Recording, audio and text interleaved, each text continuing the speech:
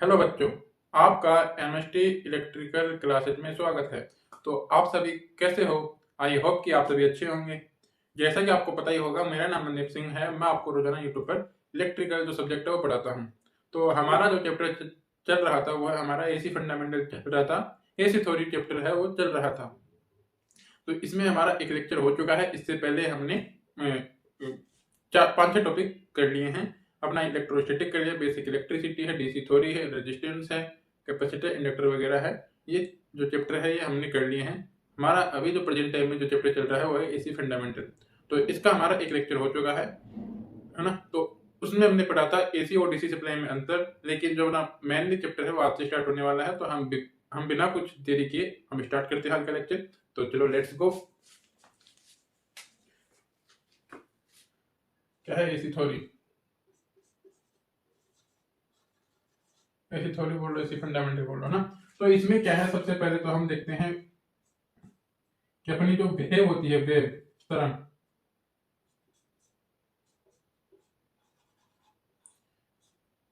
अपनी वेव है जो तरंग है। पहले तरंग के टाइप देखते हैं, कौन कौन सी तरंग होती है, कौन कौन सी वेव होती है।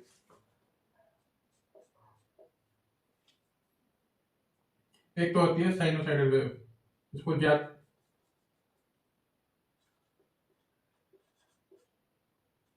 ज्यावक्र तरंग बोलते हैं, ज्यावक्र तरंग।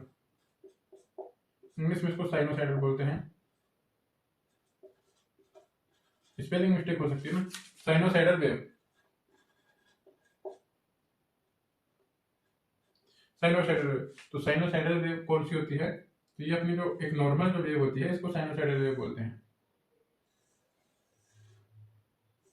ये जो वेव होती है साइनोसाइडल, और यहाँ पे वी या आई जो भी अपन लेंगे, जो भी राशि लेंगे वो यहाँ पे आ जाएगी ना। ये समय के सापेक्ष होता है ये चीज ना। तो ये बोलते हैं ज्यावक्र तरंग। क्या है? ज्यावक्र तरंग साइनोसाइडल वेव। एक तो ये होती है। दूसरी अपनी होती है एक्स वाई वेव, वर्गाकार तरंग। इसको थोड़ा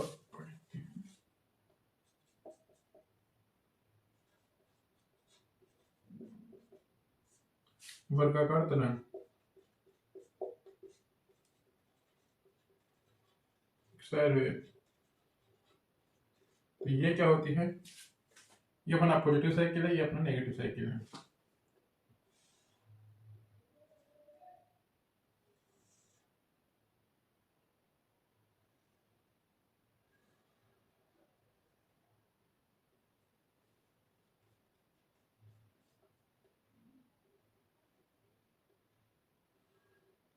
ये अपनी एक्स वाई वेव होती है। ये पॉजिटिव हो गया, ये नेगेटिव हो गया। थर्ड अपनी आती है सॉटूथ वेव, आर्यदंत।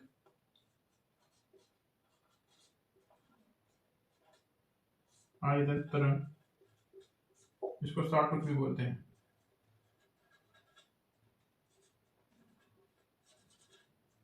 Sawtooth wave. तो ये कौन सी होती है?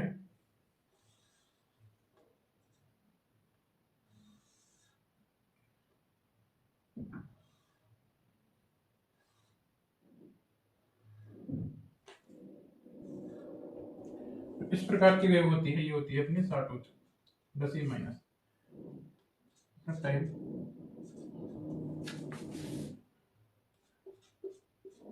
चौथी क्या होती है? चौथी अपनी होती है त्रिभुजाकार तरंग। त्रिभुजाकार तरंग,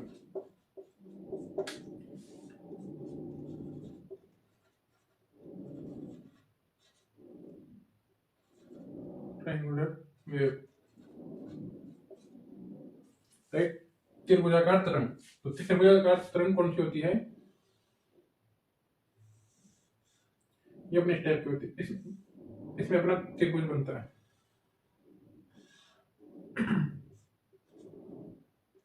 प्लस ये माइनस। पांचवी होती है आयताकार तरंग।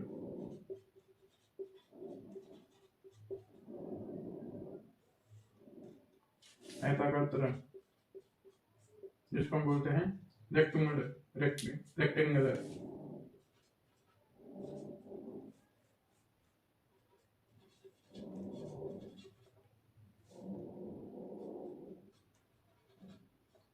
रेक्टेंगुलर वेव ना। तो ये क्या होती है,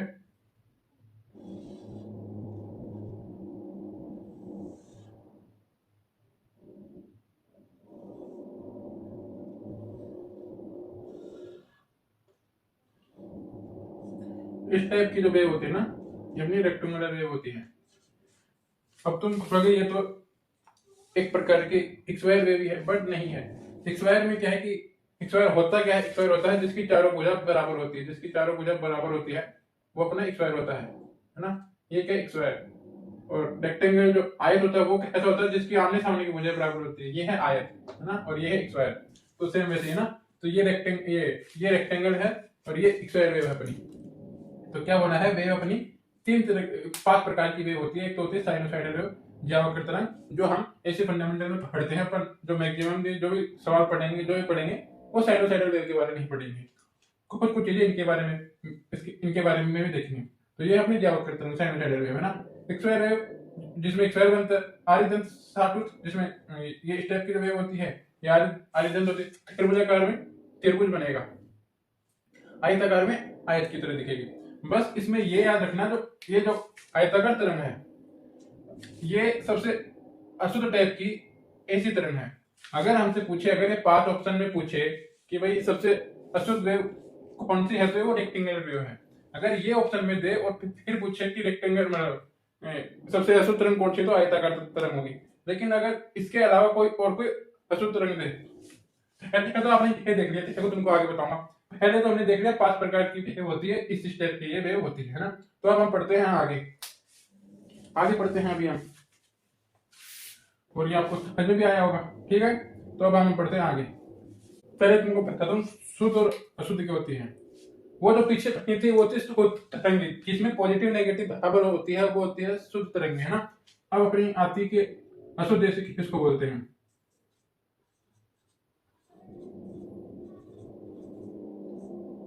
अशुद्ध देशी, हाँ, इसको परसेंटिंग भी बोल देते हैं, परसेंटिंग ऐसी ना, कि भाई अशुद्ध देशी क्या होती है, परसेंटिंग ऐसी क्या होती है। तो क्या रहती है, जब अपना पॉजिटिव नेगेटिव बराबर नहीं होता ना, तो उसको अशुद्ध तरंग बोलते हैं। अब कुछ भी समझो, अगर कोई भी वेव है अपनी रेंडमली कुछ भी कि इस टाइप से है, ये है या और भी, है ना, तो ये जो तरंग है ये कैसी है, अशुद्ध तरंग होती है। ये कैसी होती है, अशुद्ध तरंग होती है, ये प्लस और ये माइनस ना।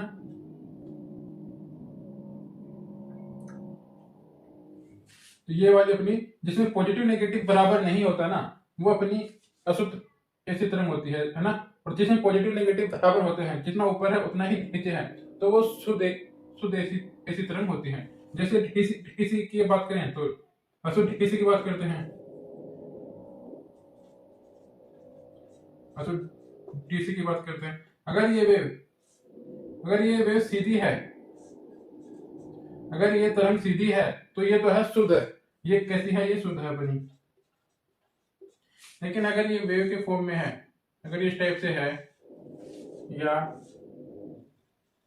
इस टाइप से है, कुछ भी रैंडमली कुछ भी ऐसे है, कैसे भी, तो ये सब अशुद्ध है।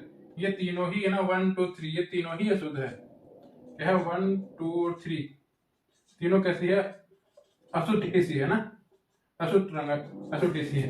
डीसी क्या होती है, जो एकदम सीधी होती है, जो वेव की फॉर्म में नहीं होती। इसी प्रकार जो ऐसी होती है उसमें रहता है, जब पॉजिटिव नेगेटिव बराबर होता है ना, तब तो वो शुद्ध ऐसी तरंग होती है। लेकिन अगर बराबर नहीं है तो वो अशुद्ध ऐसी तरंग होती है ना। ठीक है, तो अपनी आयताकार जो तरंग है वो एक प्रकार की अशुद्ध तरंग होती है। अपनी जो आयताकार वेव है, जो रेक्टेंगुलर वेव है, वो एक प्रकार की अशुद्ध तरंग है। क्या है, जो आयताकार जो वेव है ना, अपनी आयताकार वेव है, वो एक प्रकार की अशुद्ध एसी है, अशुद्ध एसी होती है ना। ठीक है, तो ये है शुद्ध अशुद्ध की भाई, अगर पॉजिटिव नेगेटिव बराबर है तो वो शुद्ध है, अगर पॉजिटिव नेगेटिव बराबर नहीं है तो अशुद्ध एसी तरंग होगी। अगर किसी में क्या, अगर रेखा बिल्कुल सीधी है ना, तो वो शुद्ध है। अगर वो वेव की फॉर्म में या टेढ़ी मेढ़ी है तो वो सब अशुद्ध डीसी में होती है, राइट। तो अभी हम कुछ आगे और देखते हैं। अगर अपनी ये वेव है, अगर हम बात करें,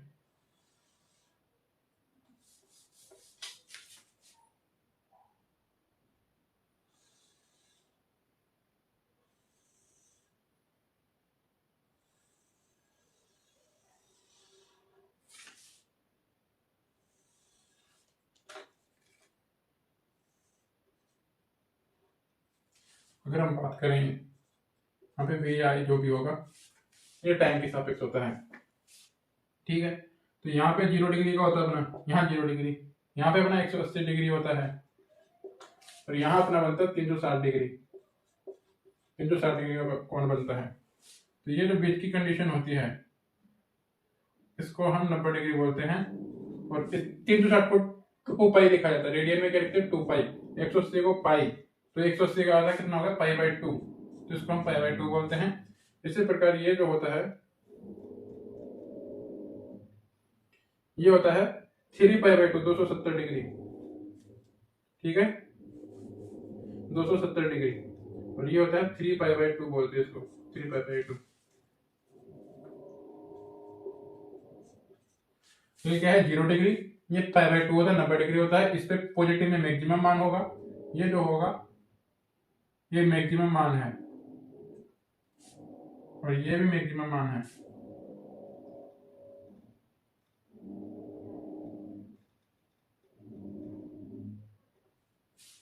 ये मैक्सिमम मान है, बट ये नेगेटिव में है और ये पॉजिटिव में है, ये पॉजिटिव में है, और ये बी एंड आई है ना। ये भी मैक्सिमम है, ये भी मैक्सिमम है, ये पॉजिटिव में है, ये नेगेटिव में है, ठीक है। तो ये अपना क्या होती है, अपनी ये ऐसी वेव होती है। तो अपन इसमें पहला पहला पढ़ते हैं कि भाई अपनी जो समय अंतराल है वो क्या होता है। एक जो 60 डिग्री का कोण होता है वो 2 पाई होता है, 180 का पाई डिग्री होता है ना, मतलब पाई ये रेडियन में होते हैं, ठीक है। तो सबसे पहले हम पढ़ते हैं समय अंतराल।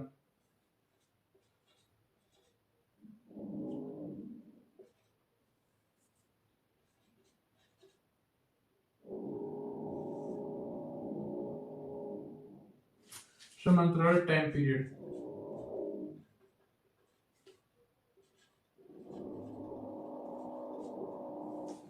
तो समय अंतराल क्या होता है कि एक तरंग को पूर्ण करने में लगा समय, कि एक जो तरंग है वो कितनी देर में पूर्ण हो रही है हमारी, तो ये क्या होती है, एक तरंग कितनी देर में पूर्ण हो रही है, इसको हम समय अंतराल बोलते हैं। तो क्या है, मतलब एक तरंग एक चक्कर को, ये वेव इस प्रकार चलती रहती है, ये जो वेव रहती है ये इस प्रकार ये इस प्रकार ये इस प्रकार ये चलती रहती है आगे तक। तो अपना एक चक्कर तो यहीं पे हो गया, उसके बाद ये फिर से रिपीट हो रही है, ये हो गया, उसके बाद फिर से रिपीट हो रही है, ये हो गया, उसके बाद फिर से, तो ये ऐसे रिपीट होती रहती है। तो ये क्या है, एक चक्कर, क्या है, एक चक्कर को पूर्ण करने में लगा समय अपना समय अंतराल होता है। क्या है, एक चक्कर या एक साइकिल, एक चक्कर को पूर्ण करने में लगा समय, पूर्ण करने में लगा समय,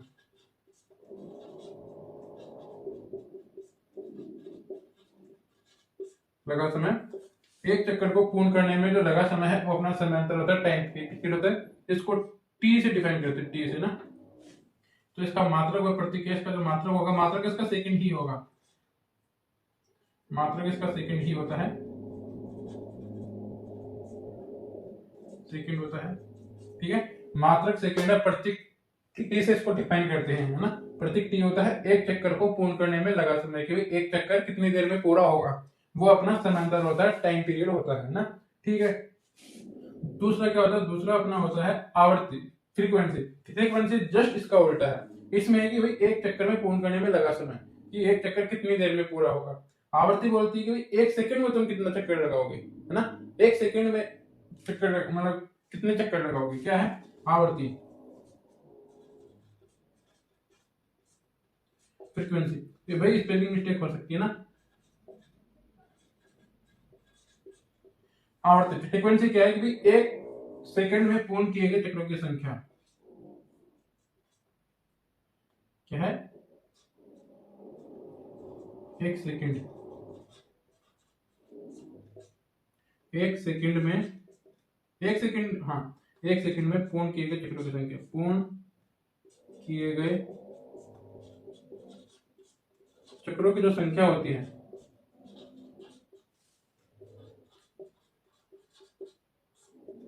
चक्रों की संख्या आवर्ती कहते हैं।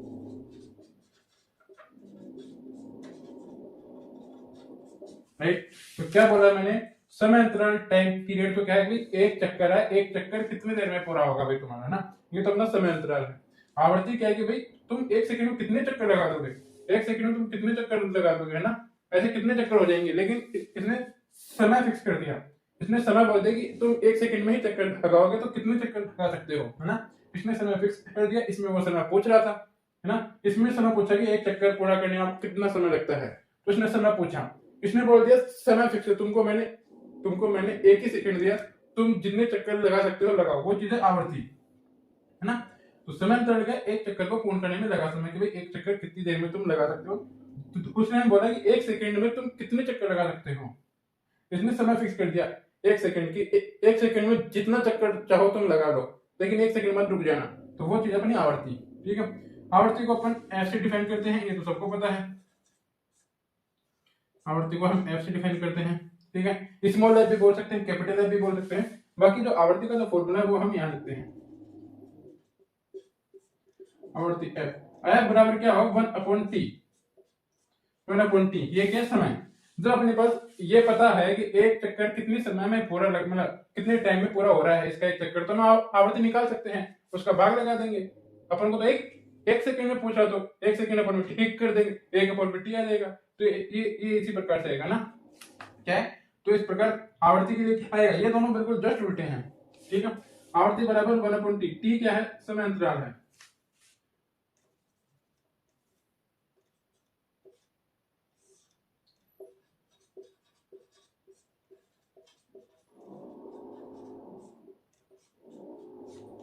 समय अंतराल ये अपना आवर्ती का फॉर्मूला है, और ये भी सबको पता होगा, है ना, क्या है, आवर्ती बराबर 1/t होता है, F बराबर 1/t हो जाएगा, F बराबर 1/t, F बराबर 1/t हो जाएगा।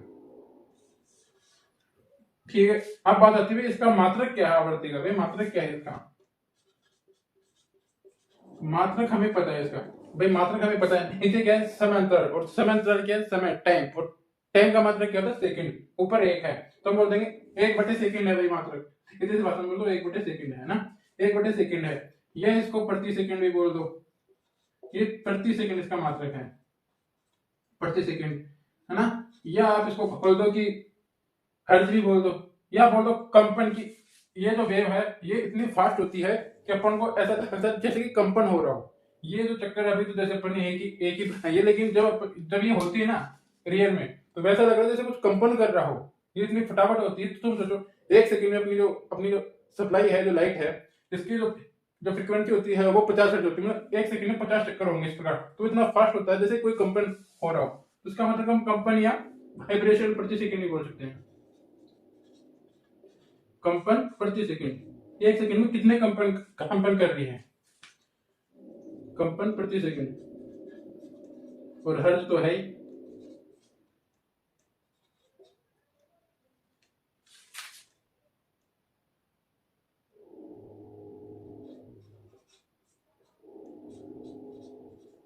हर्ज, तो ये इसके मात्रक है कुछ, एक तो ये एक सेकंड, इसी को हम प्रति सेकंड भी बोल देते हैं, इसी को कंपन या वाइब्रेशन प्रति सेकंड भी बोल देंगे, या यही अपना क्या हर्ज होता है। ठीक है, तो क्या इसका मात्रक क्या होता है, हर्ज होता है, तो आगे अपन बोलते हैं कि 50 हर्ज है, 60 हर्ज है फ्रीक्वेंसी, क्योंकि इसका मतलब क्या होता है, हर्ज होता है, इसीलिए, है ना। तो क्या है, हमने आज क्या पढ़ा है भाई, एक टाइम पीरियड पढ़ा है, एक आवर्ती पढ़ी है, और जो ये वेव वगैरह होती है इनके बारे में कुछ जानकारी दी है कि भाई किस टाइप की वेव होती है, कौन कौन सी वेव होती है, क्या सीन है, शुद्ध एसीडीसी क्या होता है, अशुद्ध क्या होता है, तो हमने ये चीजें पढ़ी है। इसके बाद हमने पढ़ा आवर्ती वगैरह भी पढ़ा, टाइम पीरियड पढ़ा, तो कल हम इसकी कुछ न्यूमेरिकल देखेंगे, क्योंकि आज की वीडियो थोड़ी लंबी बन गई है, तो कुछ न्यूमेरिकल आवर्ती और टाइम पीरियड के वो देखेंगे, फिर इसकी इक्वेशन देखेंगे, और फिर आरएमएस और एवरेज मान देखेंगे, वो हम कल के लेक्चर में देखेंगे। और मैं उम्मीद करता हूँ कि आपको आज का लेक्चर पसंद आया होगा और आपको समझ में भी आया होगा।